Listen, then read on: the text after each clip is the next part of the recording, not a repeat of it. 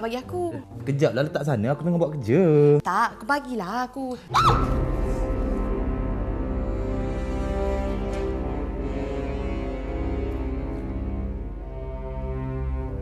Hei! Kau ni faham lah, Iman? Kau tak faham aku cakap apa? Apa dia? Aku dah cakap kan, aku seorang je boleh pegang benda ni. Aku beli benda ni guna gaji pertama aku. Aku beli ni untuk kerja. Sekarang ni tak boleh on, kau tahu tak? Aku tak sengaja. Aku beli pakai duit aku kot.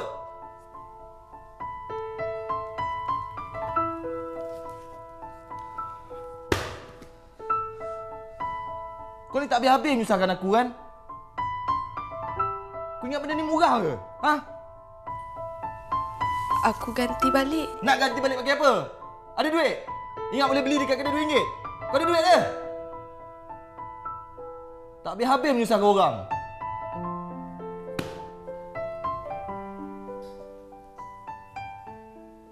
Bagai udara bagiku dirimu, ku perlu di dada sentiasa untuk bernafas. Mudah kiranya kau jauh di mana. Iman okey ke tak ni? Sah berangan. Rindu suami ya. 2-3 hari ni, Ain tengok Iman balik sendiri je. Dia pergi mana?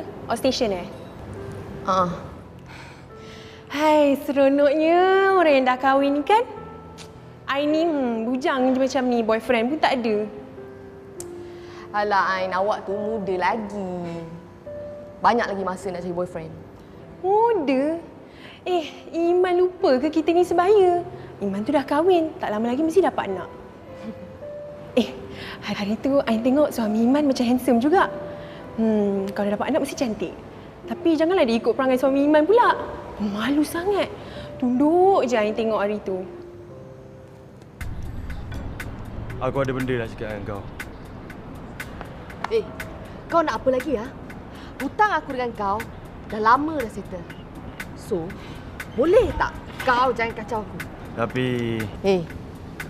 Kau dengar sini Kalau kau nak makan, kau nak minum, kau boleh. Sebab ni bukan kedai bapak aku. Tapi kalau kau rasa kau nak hadap aku, tunggu aku habis kerja.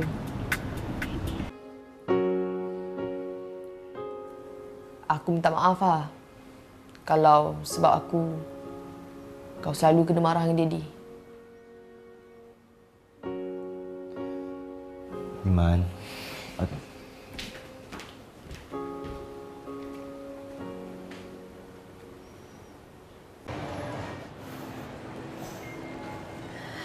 Hai.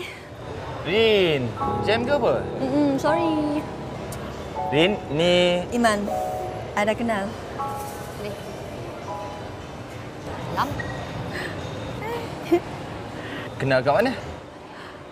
Kat sini juga. Tapi time tu dia dengan Mami You tengah beli kasut dekat sana. Kan Iman?